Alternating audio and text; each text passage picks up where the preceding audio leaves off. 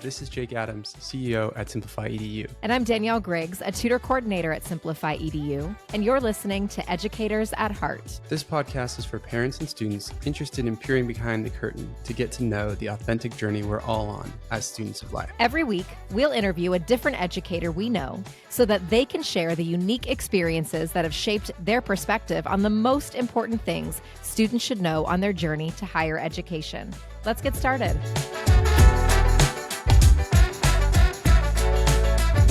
Today, I have the pleasure of interviewing one of our phenomenal tutors at Simplify EDU, Burgundy Walters. Burgundy recently completed a master's in biology at Kent State and previously obtained her bachelor's in biochemistry from Mississippi State University. Burgundy also spent all of her college career as a Division I NCAA athlete in women's volleyball. Today, we're going to talk with Burgundy about navigating life as a Division I college athlete and gain some helpful tips for students trying to juggle school and athletics. Well, hey, Burgundy, how are you doing today? I'm doing good. How are you? Good.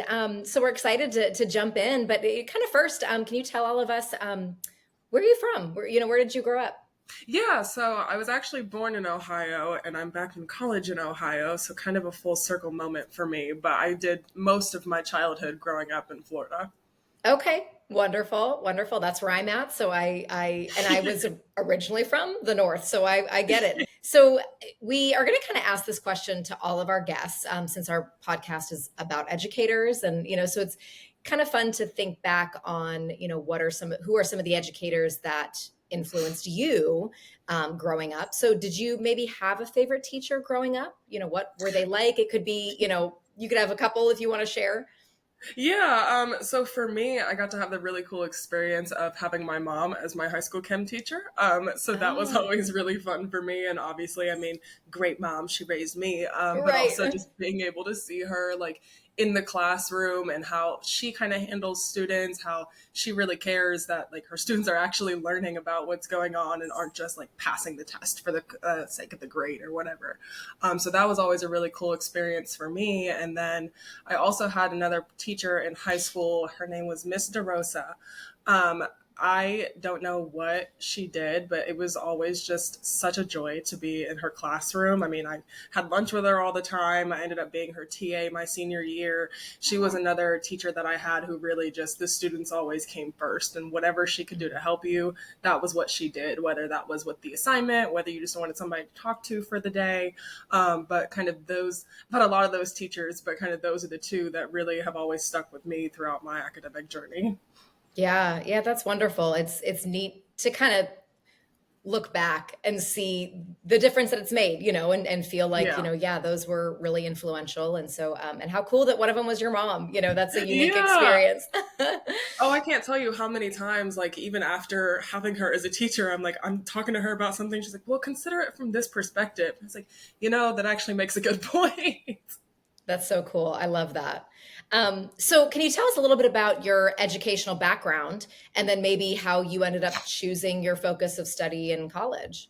Yeah, absolutely. So I completed high school in 2019, and I went to Seminole High School in Florida, and they have a really big program called the IB program, the International Baccalaureate, and I did pre-IB for a little bit, but then once I kind of realized I didn't want to go to med school, and that was maybe a little bit much for me. I ended up just taking a ton of AP classes instead to kind of get some of that higher curriculum learning. And that always just kind of worked for me. I loved the challenge of it. So when I was going into my undergraduate at Mississippi State, I knew I wanted to do something science related, and I knew eventually I wanted to go into research, but I didn't really know what. So I ended up getting my a bachelor's of science in biochem, because that kind of was everything science related you could think of all into one degree. And then I ended up transferring schools for my master's, and then I got my master's in biology because that was just kind of the program that I knew I wanted to focus a little bit more in on biology than the chemistry side. So that kind of fit right up my alley. And now that I've graduated with that, I will be starting a PhD program in neuroscience because for me, I've always wanted to know why and how. Those have always kind of been the big two things for me. And especially after taking psychology and intro to neuroscience and things like that, the brain was just one of those things I was like, nobody really knows what's going on. Maybe I can look into it. So Right. yeah, that's kind of how I got to where I'm at today. Yeah, that's really neat. So I guess was that love of science kind of always there for you, or do you feel like maybe something sparked that for you, as a younger kid, or where do you feel Yeah. like that maybe came from? Yeah, I know. Honestly, I feel like sports kind of played a role in that for me because I mean, we talk about like preparing and being prepared just in case of like concussions, especially with Mm, volleyball, with everybody hitting the balls right at your head. That was something we kind of talked about a lot. So that was kind of my first interest of, we know if you get hit in the head, that's bad and you have headaches, but we don't really know why. And yeah. then I've always had migraines and insomnia and sleep problems and been to all the doctors, done all the scans, Hmm. and nobody could ever really figure out what was actually going on.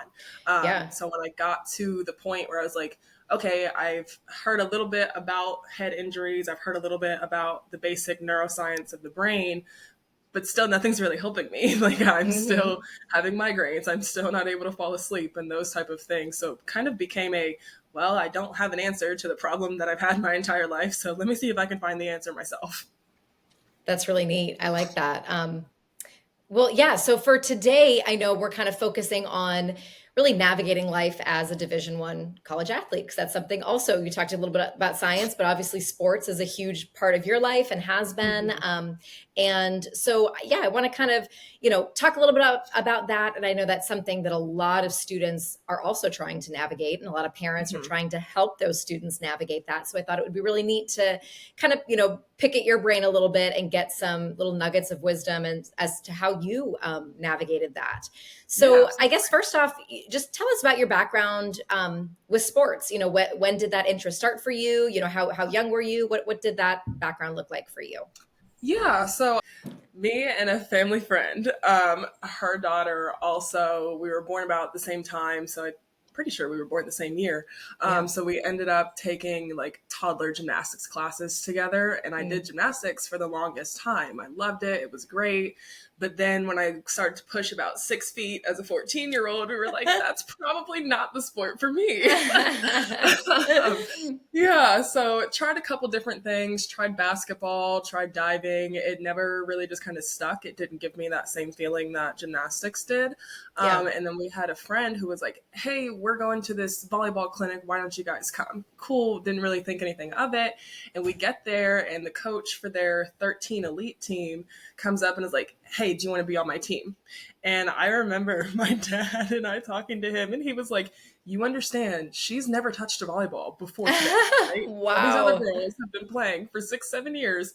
This is the very first time we've been in the volleyball gym. He's like, yeah, no, it's fine. Like, we're going to work with her. I feel like she's got great potential. Yeah. So that was kind of my introduction. I ended up joining the team like a month into season started already. So the first couple practices, everybody was practicing together, and I was on a court by myself doing the basic skills. I'm Oh like, my I don't know how gosh. I'm going to play with these girls. They're so good. But yeah, that was kind of my first intro. And after that first year, once I kind of started to get the basic skills and then I could start to understand what was going on a little bit more, I was like, I really like this. Like, this is giving me that fire back that gymnastics had. So Yeah. yeah, volleyball was just kind of we kind of fell into it and it just kind of stuck for me. I also didn't really realize that people actually played sports in college. I thought that was something that just happened in movies. Right. Um, Yeah. yeah, so when I got to that age in high school and like thinking about applying for colleges in general, we were like, you can go play in college. It's like there's no way. So we started that recruiting journey, and then yeah, I ended up Right. playing all through my undergrad, and I played during COVID. So we all got that COVID year of eligibility, so I was able to play again during my master's. So yeah, Hmm. kind of just really roundabout way, but I've tried a little bit of everything, and volleyball was just kind of the thing that stuck for me. Wonderful. So yeah, so I know kind of jumping forward then to college, like you were mentioning. So you were a biochemistry major, right, for your Hmm. undergrad, Hmm. and also a Division 1 athlete. So how hard was it for you to balance your studies and the demands of being a college athlete? Like, how was that for you? Yeah, so that first year, that freshman year of college was definitely the hardest for me because not only are you you come in freshman year and you're taking all of the 101 classes. So you're in classes of 100 to 50, 200 kids. And then also at the very beginning, when you go into college as an athlete, you have all these meetings that kind of tell you a little bit about what to expect, the requirements. You talk about nutrition, making sure you're also taking care of yourself, where you could go and get academic help services, where you could get psychological services. They kind of just give you all of that information. So not only had I moved states, I didn't know anybody there. I was now playing volleyball at one of the highest levels, and I was trying to decide like what my life was going to look like. That first year was kind of a lot for me, but really the thing for me that helped was my roommate was a golfer, and she was a pre-dental major. So she was also kind of in some of those upper level classes and trying to navigate all of the same things. So that really helped me a lot. And that was also kind of where my love for whiteboards came into play. I think I have like 4 around my room right now, and it worked for me. I tried like doing the planner and like putting everything in there, but that honestly just stressed me out. So I'm like, I don't see a free minute anywhere, and kind of things like that. But once I kind of understood that not everything is going to have the same priority. I mean, I have to go to practice every day. I have to go to class every day, but I don't have to watch a movie every day, and things like that. Once I kind of figured out what was important for me to get done within each 24-hour block, that kind of helped a lot, because I felt like in the beginning, you try to do it all. You want to be the master. You want to be a perfectionist at everything, but that's just not, you're going to crumble under your own self-pressure. So I kind of got to that point and I was like, I can't keep going like this. Something's got to give. We got to find something else that's going to help us organize our days. So that way we still are getting everything done, but we also have time to be like, okay, let's acknowledge what we've gotten done today. Let's set up for tomorrow. Let's go to bed, and tomorrow's a new day. So yeah, for me, planning and prioritizing became kind of the 2 biggest things. Right. Yeah. And I feel like college is kind of that anyway for most students. It's just a crash course in learning how to prioritize. You're kind of really having to navigate that, and then you add these extra levels when a student maybe is doing something that's that demanding, like a D1 sport or anything like that. It really kind of forces you. It's almost like this sink or swim. Like, okay, you've got to figure it out. So I know you mentioned like having that support of someone like your roommate, and then also like the whiteboard thing, but are there any other things that you found that really helped make that balance between being a student and an athlete easier? Yeah, so one thing for me, and kind of the biggest thing that I'm still learning and navigating and working with, is doing what works for me. Kind of with all those meetings that I talked about, they're going to tell you, like, again, have a planner, write everything down, plan out your meals ahead of time. If you can meal prep, do that, but also make sure that you're working in like time to just relax. And I'm like, you guys are telling me to do all of this stuff, and there's only 24 hours in the day. I'm not sure how I'm supposed to get that done. And my roommate, I mean, she was great at it. Golf is very different from volleyball. So her kind of high level athletic career started closer to high school. So she had some more experience with that pressure of being able to perform at practice and games, but also doing well in school. So she kind of already had it down, but the things that were working for her, like she would read while she walked, or she would go into her teammates' room and they would have like group study sessions. And I know for me, that was just something that didn't work, especially because nobody else on my team was in the classes I was taking. So I didn't even really have that option. But for me, what I had to figure out was what is going to get me through the day, and that may not look the same for everybody. And for the longest time, that kind of was something that I was struggling with, because I was like, I'm already so different from the people in my classes, because there's not really that many other athletes in the classes, and if they were, we were in different seasons. Nobody on the team is in my classes, and they have their own points of interest and their own career paths that they're going on.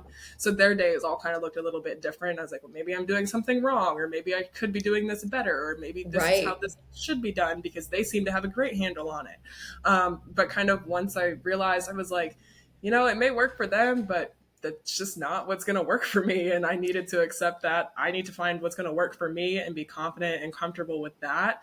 That Right. started to alleviate some of that pressure of that like comparison and kind of imposter syndrome of look at everything Yeah. they're doing. I don't know what's going on behind their closed doors though. And they don't know what's going on behind mine. Right. So that was kind of getting comfortable behind the closed doors with just myself, what works for Yeah. me. And if I'm happy at the end of the day, then that's all that matters. Yeah, that's huge. I love that. Because it is, there's so many different strategies. And so finding what Mhm. really works for you, is a really great way to think of it. Mhm. So with science and sports being, your two interests really, your two main Mhm. interests, I should say. I'm sure you have many others, but have you seen some ways in which they blend a little, like where maybe they've had some similarities for you? Yeah. Yeah. Yeah, definitely. I think the biggest thing that I noticed, and it may sound a little simplistic, but kind of the generic scientific method that we're taught since kindergarten. You have a question, what's your hypothesis? Okay, try it out, and what was the result? That's honestly the entirety of sports. It's always Yeah. the question is always how are we going to win this next game, or how are we going to get to the standing that we want to be by the end of the season, and that sort of thing. And that was something we focused on a lot during my undergrad Mm. collegiate career. And the goal was always, obviously everybody wants to be the best, but we always broke it down into how are we going to win this game this week. Well, we had our base like defense and our base offense, and everybody had their simple roles, but everything had to be tweaked a little bit every single Mm. week. So there was always 2 or 3 practice days where we would specifically structure what we were doing so that way we could defend against the specific team, or we could play offense against that specific team. So that Mm. was always kind of interesting for me. I was like, everybody says they're opposite worlds, but we're doing the same thing. Everybody has a question or a goal. We try something out. If it worked that week and we won, great, let's stick with it and keep growing. If it didn't, Right. okay, let's go back to the drawing board. What can we do differently next time? So that's always been kind of interesting to me for everybody to be like, oh my gosh, like you're doing science, like how are you going to do Right. that with sports? And a lot of sports majors, I feel like a lot of people think are like psychology or business or like communications, and like that's Right. great, and for a lot of students that's exactly what they want to do. But for me, I was like, I don't know. These kind of seem a little bit more related, so it's kind of easier for me to understand both of these in the same context. Yeah, that's fascinating, because those aren't necessarily my paths that I've taken. So it's neat to see how Yeah. you see those connected, because I've personally not thought of it that way. So that's really Yeah. neat. I like that. So what are some essential life skills that you feel you've learned from participating in sports really throughout your life so Yeah. far? Yeah, honestly, kind of a little bit back to what I was saying earlier. It's a lot of independence, but it's also a lot of independent discipline. And I don't Mm. mean like being the kid that's always in the gym for an extra hour a day, or being in the study halls until 2 in the morning. Like, that's not discipline to me. To me, Mm. discipline is okay, I know I have practice, so I know I need to eat before. Like, I need to make sure that I'm ready Yeah. going into practice, or I need to make sure that I have this paper, it's due at midnight, we're not going to get out of practice until 10. I need to have 80% of it done beforehand. So that was kind of the biggest thing for me was everybody's always there to help you. You're always going to have a support system. You can Yeah. always go to somebody to kind of help you with something if that's what you need. But at the end of the day, it's your academic career and your athletic career, and you are always going to be your biggest advocate. So you need to make sure, and I need to Mhm. make sure that what I'm doing is the best thing for me. And I mean, that's also kind of part of college in general, stepping out on your own Mhm. for the first time, figuring all of that out. And that's great. And I feel like with athletics, in that, there's also kind of that added pressure of not only do I have to do great in my classes, but I need to play the role on the team that the team needs in order to succeed. And sometimes that's not the role that you had in mind coming in, or that looks a little Yeah. bit different than what you thought it would. So that's going to present some challenges. And then that kind of bleeds into your class schedules and back and forth and kind of navigating all of that. But the biggest thing I kind of noticed and that I had to learn was it's always going to come down to me, but that's a good thing. I have people I can go to and I have resources that are there to support me. But if I want to make sure I'm getting out of this experience what I want to get out of this experience, I need to be Yeah. putting into the experience the exact same way. Right. Absolutely. So I love hearing about some of those things that you've noticed for yourself. What would you say are maybe some benefits that you think, or some skills that students can really develop by playing sports, organized sports, say maybe, as middle school or high school students? What are some that you see as a really strong benefit? Yeah, I have seen a lot of other teammates and a lot of other students that I've been around. Patience has kind of been a really big thing that I've noticed. That's Yeah. everybody talks about, you just got to be patient. You got to wait. Yes, like we're waiting for things to happen. Things aren't going to happen overnight. But I've also seen a lot of students that I've worked with, whether that was with tutoring or like even my siblings as they got into sports, before it's a little bit of you don't realize how much everybody else is also fighting their own battles and also trying to figure it out.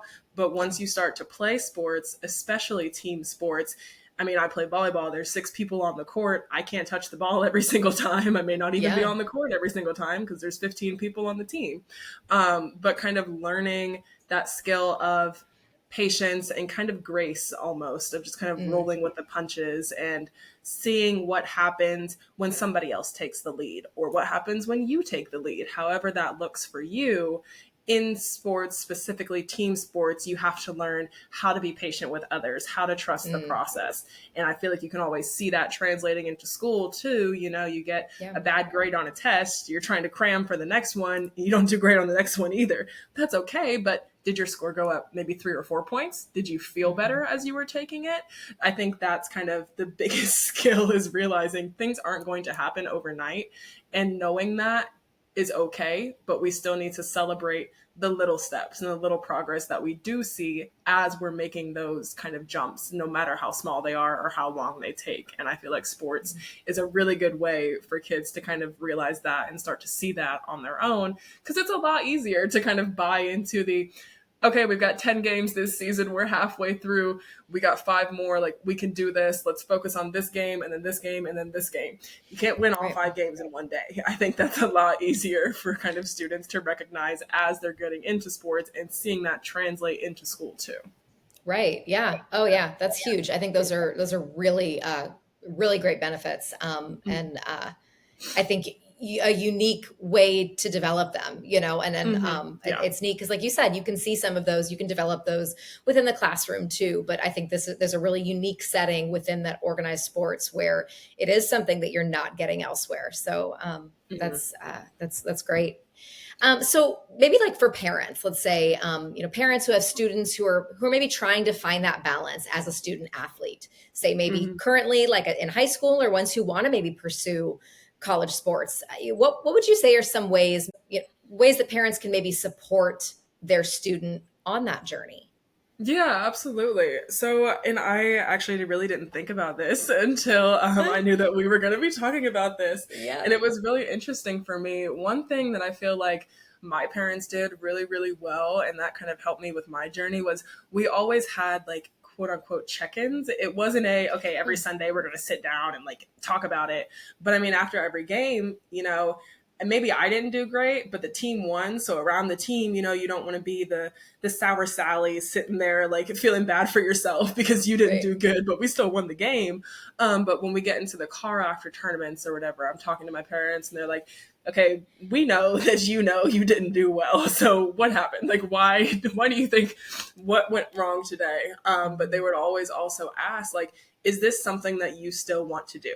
Because I feel like too, especially once you kind of cross that threshold into like middle school, early high school, where you do have to decide if you want to play Right. sports in college, it becomes a lot more real and it does become a lot more like a job than just something you're doing for fun or something to hang out with your friends. But that was kind of one thing my parents always did really well was, is this something you still want to do? If the answer is no, that is totally fine. Just let us know and we can figure out what's next.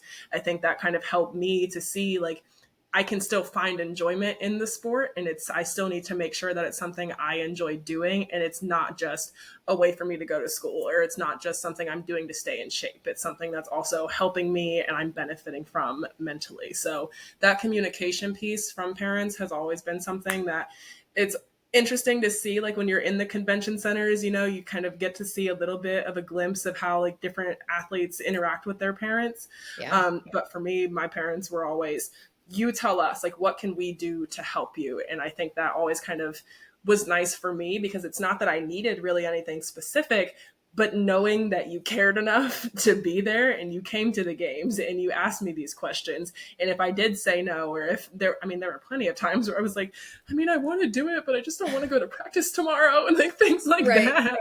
Being able to have that open and honest communication where I didn't feel like I had to say one thing because the coach was around or things like that. My parents always kind of became my safe space and my solace when it came to sports. And I think that's something that can make or break the difference about whether you continue playing sports after it kind of stops becoming a hobby.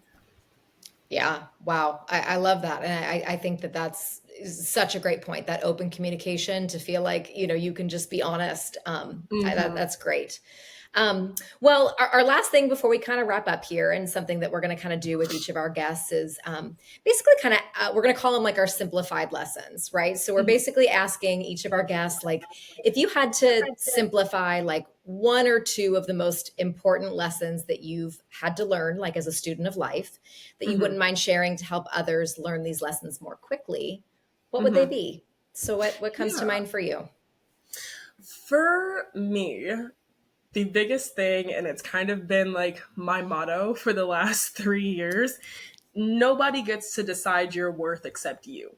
And I feel like, especially when it comes to athletics, we've talked about it a ton already, but again, the way you measure a team's success is by how many games they won that season, or their ranking or whatever. And that's all fine, well and good. That's great. That's kind of the whole point of sports. But for the individual athletes, with volleyball, there's 15 to 20 people on a team. Only 6 to 7 people will get to play in the game. So that's the other half of the team, like, on the bench. And I've been in both positions. I've been the person who didn't touch the court all season, and I've been the person who's been on the court every single game.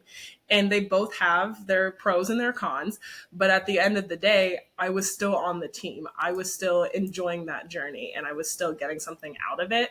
No matter how many times I'd had people tell me, oh, like, you're on the bench. Like, do we really want to come watch that, and things like that? Like, I'm still on the team. Like, you can still come support me in the team, and that sort of thing. And especially with that, for me, that kind of divide in the classroom too. I didn't really have a whole lot of friends in the classroom. So even there, I'm like, I know what I got on the test, and I see like the class average. I'm like, guys, I'm not even doing well in school. Like, we got to find, something's got to give. But for me, that was definitely the biggest lesson, and kind of something I'm still learning as I'm going into a PhD program.